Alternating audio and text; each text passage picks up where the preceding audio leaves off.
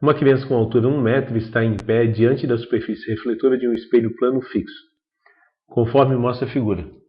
Em determinado instante, a criança se afasta do espelho num sentido perpendicular à superfície refletora, com velocidade de 0,6 metros por segundo. Quer dizer, né? A criança aqui, ó, ela se movimenta para a esquerda, beleza? Se afastando do espelho com a velocidade de 0,6 metros por segundo. Responda as questões a seguir. Qual a velocidade relativa de afastamento entre a imagem e a criança, entre a imagem da criança e o espelho? Então tem a imagem da criança aqui, né?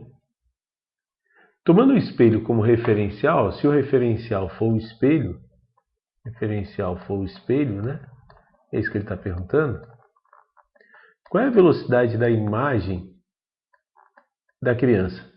Galera, cabe lembrar, ó, que a distância do objeto até o espelho plano é igual à distância da imagem até o espelho plano. Concorda? Então, se essa distância aqui aumentar 0,6, essa distância aqui vai aumentar 0,6. Se a criança se afastar, a imagem também se afasta.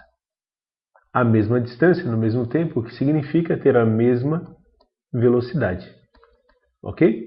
Então, tomando o referencial como espelho, né, em módulo sem o sinal, porque uma velocidade seria positiva, a outra negativa, em módulo as duas velocidades são iguais, da criança em relação ao espelho e da imagem em relação ao espelho. A letra B tem que pensar um pouquinho mais, talvez, né?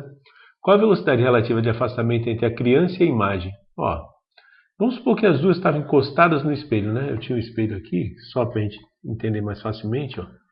Eu tinha um espelho aqui, tá? Esse é meu espelho.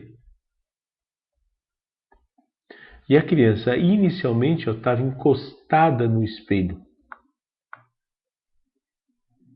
Isso é a criança. E, obviamente, a imagem dela, fazer outra cor aqui, ó, também estaria encostada no espelho. Ok? Então, as duas a gente pode dizer que estavam na mesma posição. Se a criança se afastar 0,6 metros do espelho, a imagem dele vai se afastar 0,6 metros do espelho. A pergunta é, né? Como é que fica a distância entre os dois? Aqui, ó. Qual é a distância, depois da criança caminhar, entre a imagem e a criança? Exato, 1,2 metros. Então, se a criança se afastar 0,6 metros do espelho, a imagem se afasta dela o dobro da distância, no mesmo tempo, né? Então, se a gente tomar como referencial agora a criança, ok? A velocidade da imagem vai ser o dobro da velocidade da criança, 1,2 metros por segundo. Fechou?